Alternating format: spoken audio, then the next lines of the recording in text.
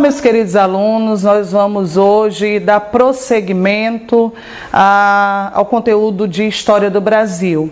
Nós avançamos muito em relação ao conteúdo, nós falamos sobre o processo de ocupação do território brasileiro, nos debruçamos sobre o período pré-colonial da história do Brasil, vimos que nesse período o destaque foi as exportações, que os portugueses iam para cá para arrancar das nossas terras o pau-brasil. Vimos que nesse período Portugal não deu muita importância ao território brasileiro durante essa fase, porque a importância estava no Oriente, porque o Oriente dava lucro. Eu sempre digo para você que o português, ele olhava para o Brasil com um olhar de empreendedor, e naquele contexto o Brasil não estava dando lucro de fato. O que mais dava lucro eram as exportações, o comércio das especiarias orientais, mas existiam constantes invasões no território brasileiro de franceses e de holandeses, e para proteger o território, confirmar a posse do território,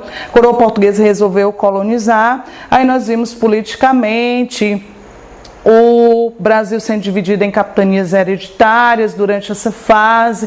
Além do Brasil ser dividido em capitanias hereditárias para descentralizar, povoar e defender o território brasileiro, nós vamos ver que também, a nível de vila, fundou-se as câmaras municipais. E as câmaras municipais, elas eram ocupadas por homens bons, aqueles que tinham terra, escravo e gado. Esses eram chamados homens bons. Nós vamos ver que também durante essa fase as capitanias hereditárias elas fracassaram. Nós vimos que somente duas prosperaram, São Vicente e Pernambuco, devido ao plantio da cana de açúcar. Como eu disse para vocês, a visão de Portugal é uma visão que o Brasil deveria dar lucro. A colonização era isso, fazer com que o Brasil desse lucro para a coroa portuguesa. E aí eles introduziram no Brasil a economia açucareira.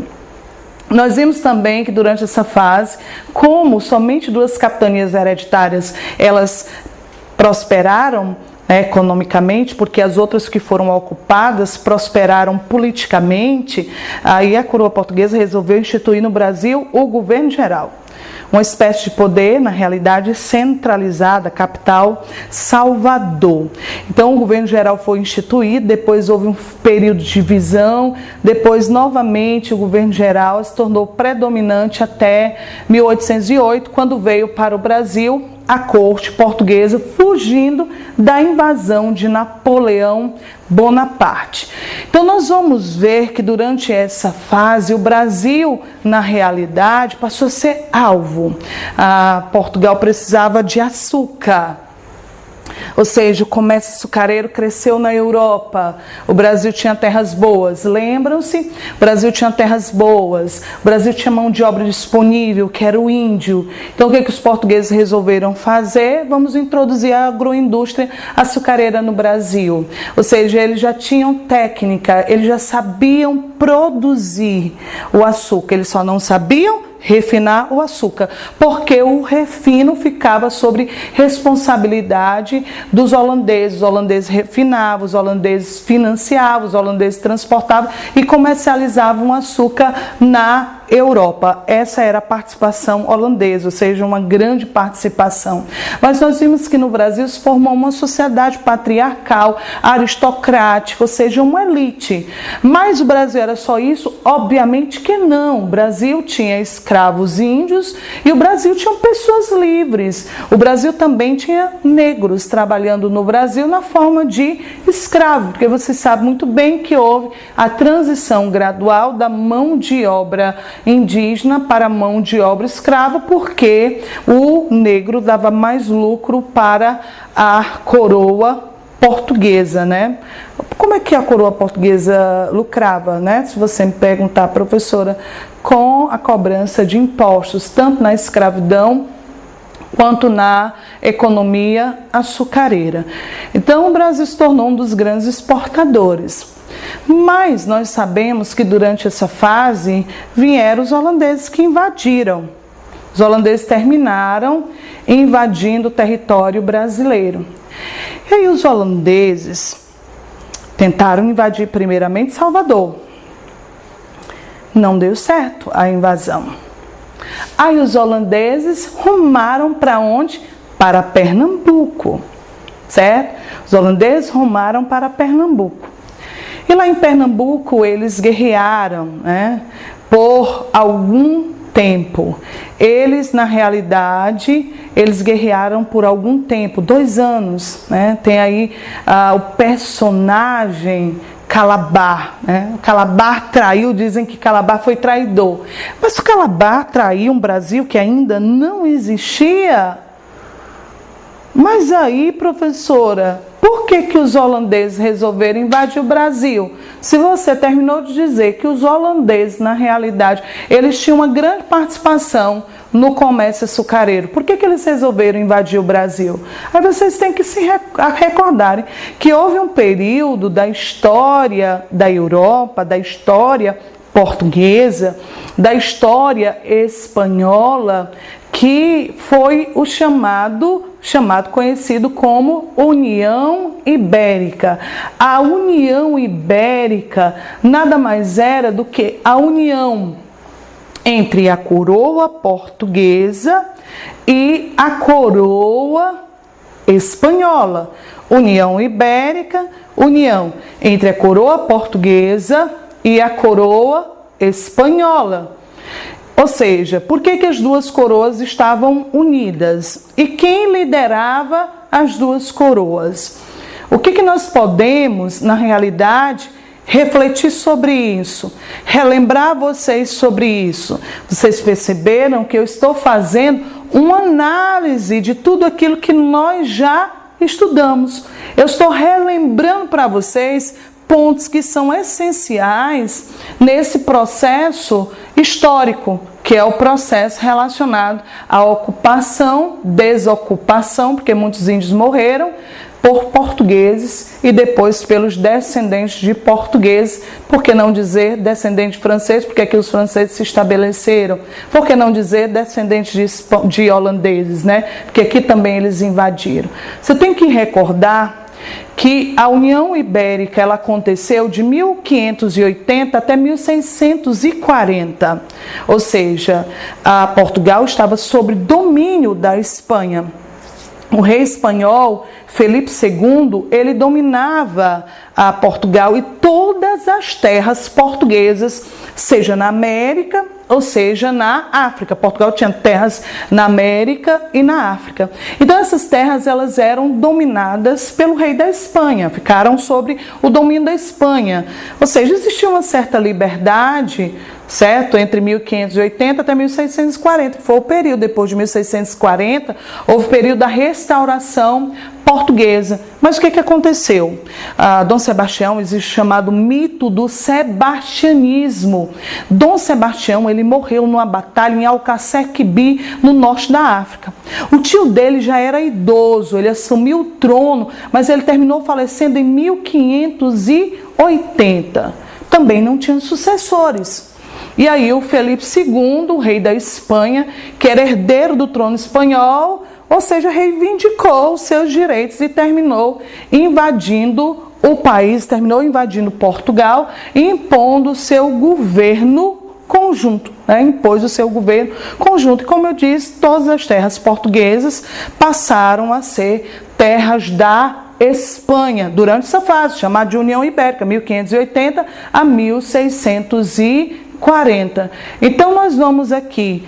E aí, professoras, você perguntou por que os holandeses invadiram o Brasil, o que os holandeses têm a ver, né, com essa treta toda, né?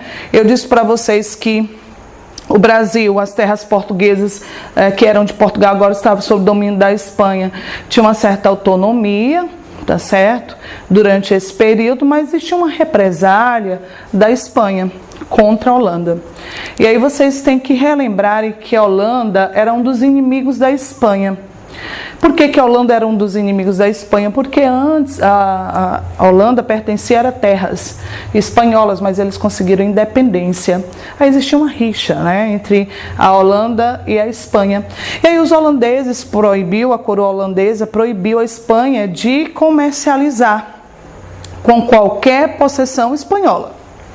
qualquer possessão espanhola, o comércio com os holandeses estava proibido. Ou seja, se os holandeses tinham grande participação no açúcar brasileiro, no comércio do açúcar brasileiro, essa participação ela foi interrompida. Houve um bloqueio, eles não podiam mais participar. Ou seja, a Holanda foi, na realidade, golpeada pela Espanha. Aí o que os holandeses fizeram? Resolveram invadir o Brasil, rompendo o bloqueio espanhol sobre o açúcar. E aí os holandeses resolveram invadir primeiro a capital, Salvador. Eles invadiram primeiramente Salvador. Então nós vamos ver de 1624 até 1654 os holandeses tentando romper este bloqueio. Em 1624 eles invadiram a Bahia sem sucesso. Eles criaram a Companhia das Índias Ocidentais, que era uma empresa holandesa responsável para viabilizar os recursos para a invasão novamente do Brasil. E aí também eles criaram a Companhia das Índias Orientais para invadir as terras da Espanha, que antes eram de Portugal, lá na África, e eles passaram a dominar parte do mercado do tráfico, do comércio de escravos. E aí de 1630 até 1654 eles resolveram invadir Pernambuco, que era o maior centro de produção do açúcar no Brasil. Pernambuco. Invadiram Pernambuco, como eu disse para vocês no primeiro momento, eles passaram um tempo para invadir Pernambuco durante essa fase, e aí nós vamos ver que durante 2 anos aí houve um desmantelamento da produção de açúcar na região, porque eles estavam voltados para defender Pernambuco contra a invasão holandesa durante esse período. E aí nós vamos ver que para cá as Índias Ocidentais mandou o Maurício de Nassau. Então vou aqui. A economia açucareira se desintegrou durante esse período, porque foram 2 anos de resistência contra os holandeses, mas os holandeses conseguiram ocupar, de fato, Pernambuco, graças à participação de Calabar, Domingos Calabar, que conhecia a região. E outro detalhe que vocês têm que relembrar é que se os engenhos foram desmantelados, os escravos fugiram e houve formação do quilombo de Palmares. E aí Maurício de Nassau foi enviado pela Companhia das Índias Ocidentais para ser responsável para governar Pernambuco. E aí ele vai modernizar, gente. Ele estabeleceu alianças com os senhores de engenho, ele financiou, ele concedeu empréstimo para esses senhores de engenho para reaparelhar os engenhos, ele modernizou e urbanizou Recife, embelezou algumas cidades, vieram para o Brasil nesse período artistas holandeses, certo? E houve culto, liberdade de culto, porque eles eram protestantes. E aí, em 1644, o Maurício de Nassau foi demitido. Aí foi o caos, Ele foi demitido. A aristocracia não gostou da atitude da Companhia das Índias Ocidentais durante essa fase. E termina que, diante disso, estava lá a pressão da Companhia das Índias Ocidentais para que os brasileiros, a aristocracia brasileira, pagasse os empréstimos, E eles diziam que não pagavam, os juros eram muito altos.